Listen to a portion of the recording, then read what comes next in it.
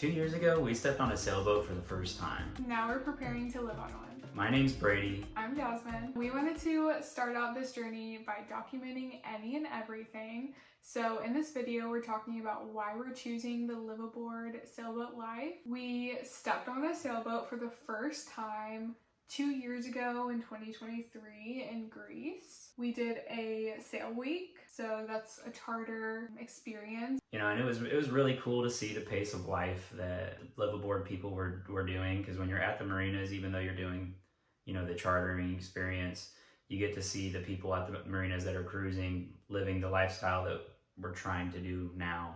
Yeah, I mean, it just kind of opened our eyes up to the possibilities. There's a million different ways you can live your life, which also goes into our next why, because we both have had jobs that were very demanding, required a lot of hours, a lot of physicality to them. I've seen people always tell me they're going to wait until live until they retire. You know, once they retire, you know, yeah, that's when I'm going to begin to live, and I don't want to live my life that way. I used to think that was going to be what I was going to do, but the older I get, the more I realize I want to do the opposite. I want to live now and maybe never retire. We moved from the Midwest to South Carolina almost 2 years ago, and that was like the first kind of breakthrough into getting out of our comfort zone, restarting our careers, figuring out what's actually like important to us in life. And newsflash, it's not full-time work and making money and grinding and hustling. It's actually like getting out in the world and living in it. Then fast forward to when we moved here last year, 2024, kind of just were like living it up, living life by the ocean. We live about 10 minutes from the ocean now. And so we got into surfing and we got into like going on boats, fishing, like all the water activities. Our 5-year anniversary, we decided to do a beginner sailing class. Yeah, the beginner sailing class was through the ASA organization, and we took the option, even though we lived like 10 minutes away, we decided to go ahead and do the liveaboard option. So we stayed 4 days on their Catalina Mark II. And we did the ASA 101 and 103. Yeah, which is just like very basic sailing education, but it was enough to give us like a good understanding of boat terminology, a little bit into like coastal navigation, but not a lot, weather predicting, things like that. It was really cool for us because it was a totally different even living experience than on the catamaran for the yacht week. It was just a different setup. We got that little boat to ourselves. Even though the boat wasn't moving, it was just tied up to the dock. Got to cook in the kitchen and hang out, and yeah, so that kind of opened us up even more. We genuinely, when we took the class, we literally just did it for fun. Like, we were like, oh yeah, sure, like, let's get a certification for the lore. Yeah. And then when we did it, we were like, oh, this is really cool. Yeah, once we decided that like we want to do a little bit more of this, we started to kind of realize like, how do you get time on a sailboat without buying one yourself? And Jasmine, being like the researcher that she is, she found a local sail team. She got us connected with the captain of the sail team, and he brought us on as crew. And so for the last year, we've been crewing on a sailboat racing team in D class, which is a non-spinnaker class. Yeah, we've done probably like 20 plus races. Probably now. more. Well, yeah, 20 plus races and probably double that in practices. It was a good way to get a lot of like very quick education, because when you're on a race team, like you're really trying to push the boat to the limit. You're not just like cruising to where if your sails aren't trimmed great, so be it, like it's fine. That you're constantly making adjustments. Like you might have one job, and that is to just trim the main sail, or just trim like your head sail, and like it teaches you the proper fundamentals and like kind of like the precision that you can have while sailing. And a lot of us were beginners on this race team. It's really cool just like learning with everyone for the first time and kind of teaching each other what we do know, what we watched on YouTube the night before. But yeah, I definitely would recommend that for anyone who is looking to get more sailing experience, time on the water. Is if you're by the ocean, you probably do have some type of race association. I think it's really easy to put yourself out there. Everyone's always looking for crew. So yeah, if you're in North Carolina or South Carolina, join Cora. Yeah. Yeah. That's a good organization. It's an ocean racing organization. So we're going to be doing some bigger races at the beginning of next year of 2026, and it'll be offshore type races once we get the boat prepared for it. We've been doing that all this year.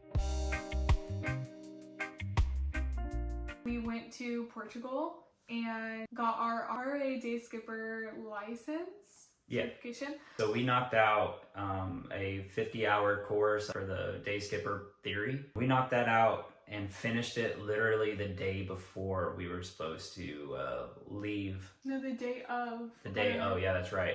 Jasmine finished the day before. I finished the day of because they were being very particular about how if we can take the test at the same time, that kind of thing. So yeah, it was the practical is what we booked in Portugal. It was an ROA licensed practical.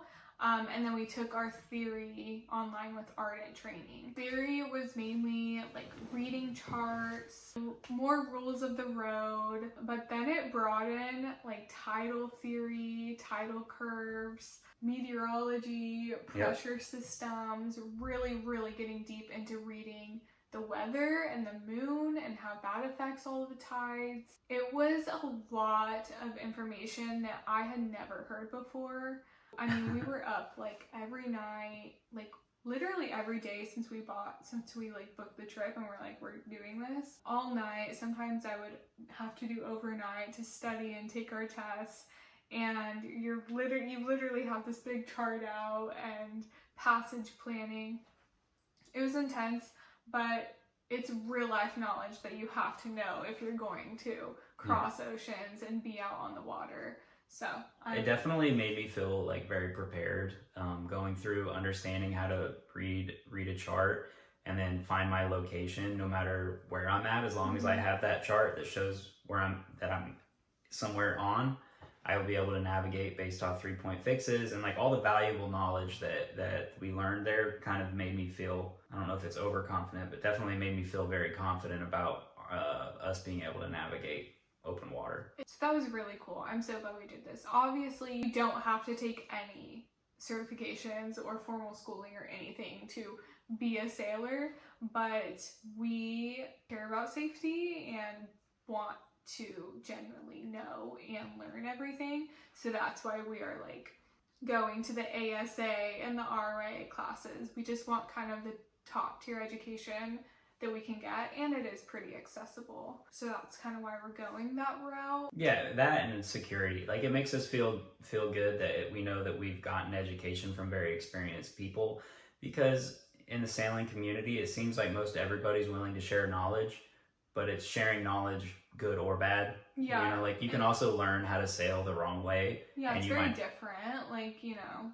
Yeah, you might not even know you have a bad habit until it's too late, you know. We went this route. We feel like we've gotten solid education. And it was basically just putting everything to practice, what we had learned in the theory. We were going to different parts of the coast of Portugal. And so we were passage planning there, you know, going with the tides and the depth, reading, all of that. Yeah, so every day we would do a passage plan. We would have to do research on the port that we were going to be going into.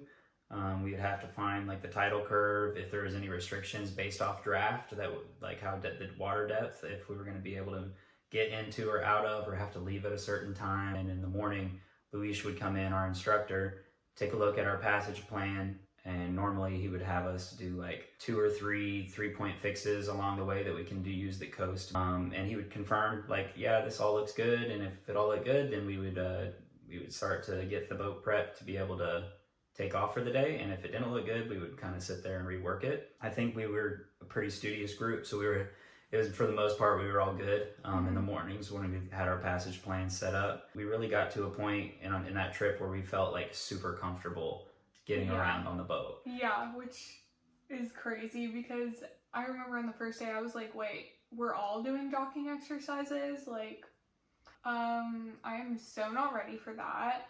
I didn't even do docking in our first class.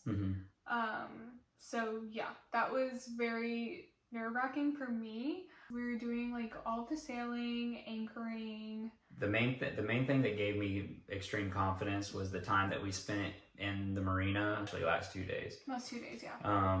We spent most of the time driving around the marina, practicing our tight turns, which using prop kick, forward and reverse to be able to kind of like turn your sailboat into a 0-turn mower. Yeah, and you're going down the marina channels with like boats on both sides. Yeah. And turning the boat. So that was very cool. So learning that made me feel much more confident in and moving we the boat did it around. Over and over and over and over again, like each of us, until we were like, okay, we're 100% comfortable. Like each of us like did it like, I don't know, 9, 8, 9, 10 Probably times. closer to like way more than that. Probably closer to like 30 or 40 times. Just like imagine like 8 9 hours. to 5. Yeah, just Yeah. doing it over and over and over again. That was like a whole day. And then the next day was pretty much doing that and docking. And then, yeah. We just docked over and over and over again, side by side docking, and also in our slip with a boat also in that slip. So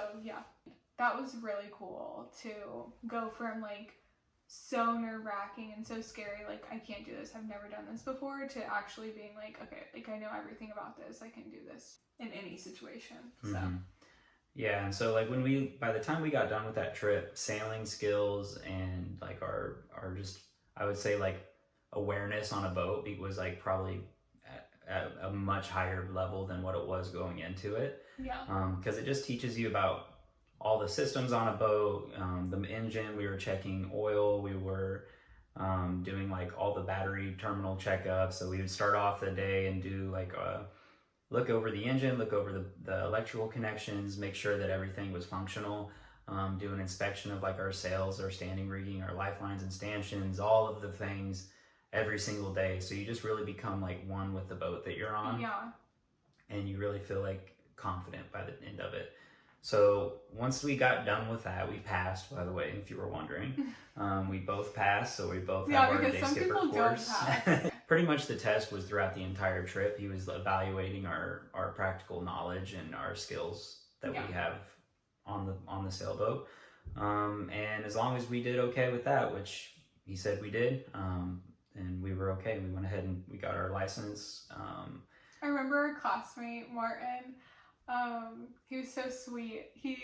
I feel like the first day he was like, I don't think I'm gonna pass. And so that made me like, oh no, because he just took his beginner class the week before, and he said that someone in that class didn't pass, and so he was like, I just took my beginner class, so I don't feel like I'm not sure I'm gonna pass. So we were all like so happy. Like I had never seen him smile that big the whole time. Yeah, we were all rooting for Martin. Martin, if you're watching, I'm so glad you passed. Yeah, we were so glad all of us passed, because there were definitely some hard times and late nights. Once we got done with our practical course and we came back to Charleston, it was pretty much like set in stone. This is what we're gonna do. We're going to buy a sailboat and live on it, and we're gonna try to. There is no try. We are going to accomplish this task, and then it was really because of the kind of people we are. It's like, what are the steps that we have to put into place to be able to do that? I feel like we're not type A and we're not type B. Like we're kind of like type C. Like we want to plan, but also like, you know. I don't even know what type C is. It all depends. When the stakes are high, I think we become planners. With low stake stuff, we are fine being impulsive. But like, so this would be a very like high stakes stuff for us, because we're talking about, you know, pretty much getting away from everything that we've worked so hard to obtain up to this point. Which we've done that before when we moved from our hometown to Charleston. You know, we sold everything in our house and we downsized to an apartment here.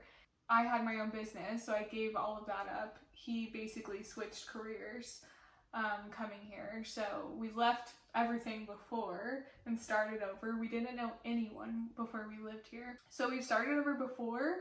So I think since doing that, we know that we can do it again. to me, it's much more intimidating doing this change than honestly moving. Well, yeah. Because you're getting so far away from like the traditional lifestyle. Because like Yeah. going from like a different one state to another, you're still doing the same. Your pattern stays the same, but this change will allow us to totally switch up the pattern, which I think is what we ultimately have been chasing.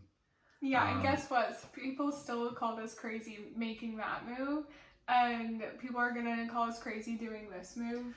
Yeah. Too. So we're used to it. So if you are considering doing what we're talking about doing now, I would definitely tell you to surround yourself with people that are kind of in that lifestyle already, because you will get called crazy no matter or like what. Even in the mindset that there isn't a right and wrong way to live, and choose what makes you happy, however that looks, because that's what we're doing, and we keep doing it, and it keeps working out for us. So you don't have to keep up with the Jones and make this amount of money and have this car, have this house, because we're really downsizing everything. And we really are getting rid of like everything, and like it hasn't made an effect on our happiness. If anything, it's increased our happiness in life. So that's what we're doing. We're kind of just putting one foot in front of the other, and right now that is looking for a boat.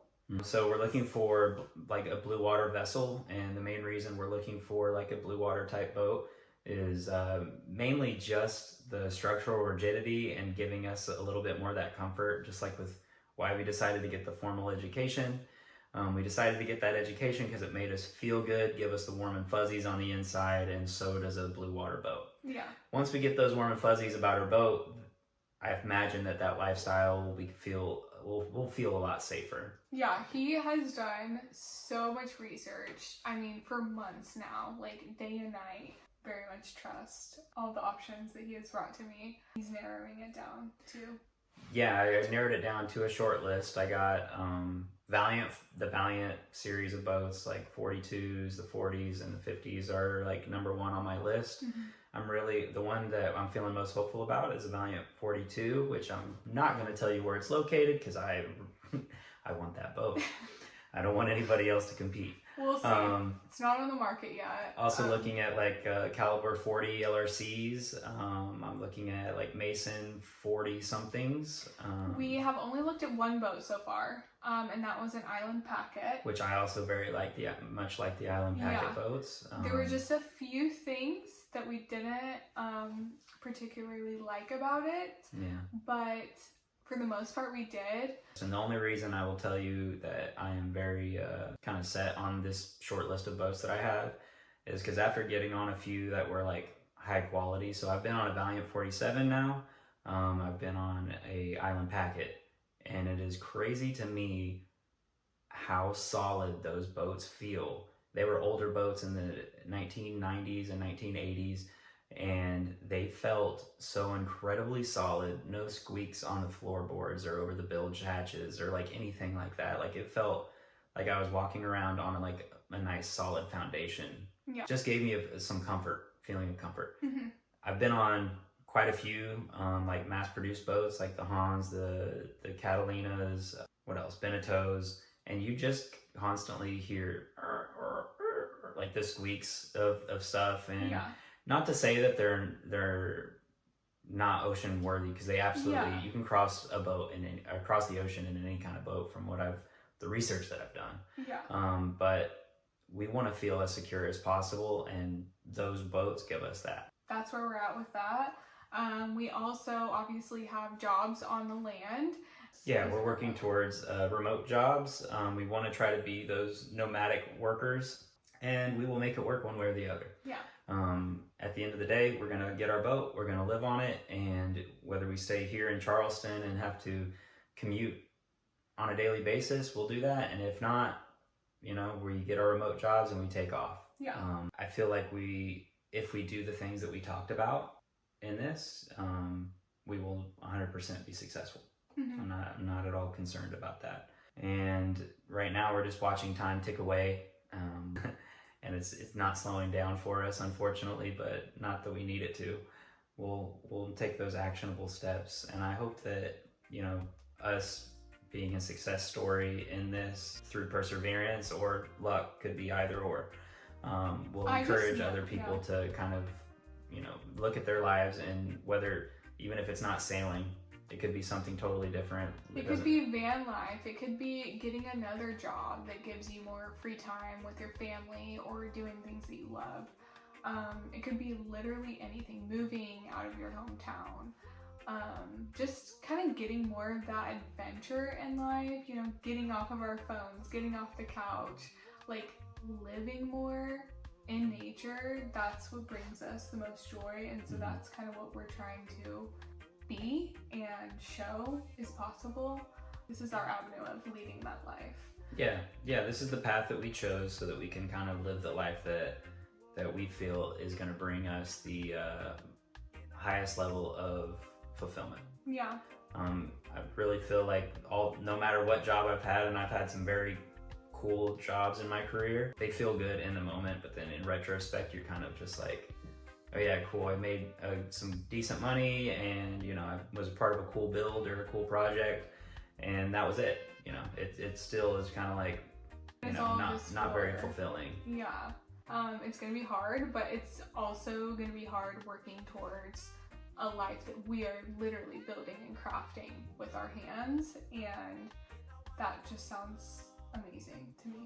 So we're so excited. We can't wait to bring you guys with us along the way, whether you're our family, our friends, fellow sailors. Definitely, if you're fellow sailors. Yeah, we're so excited to connect and jump into that community. I'd imagine our videos, our following videos, are going to show a little bit of us kind of downsizing, getting rid of things, and then also hopefully going to look at this beautiful Valiant 42 that is in an undisclosed location. You're manifesting so hard right now. I love it. So that's kind of where we're at right now. Boat shopping, downsizing, looking into insurance and bank loans, and hopefully we find a boat soon. Yeah. So let us know what part of the journey you want to see, are most interested in. And then I guess if you do want to see more, then you should subscribe. Yep. You should like the video if you like it. And what we are is an experiment project. So if you want to know anything about the experiment as we're trying to live it, subscribe, follow along as we learn and figure it out. Bye. That's good.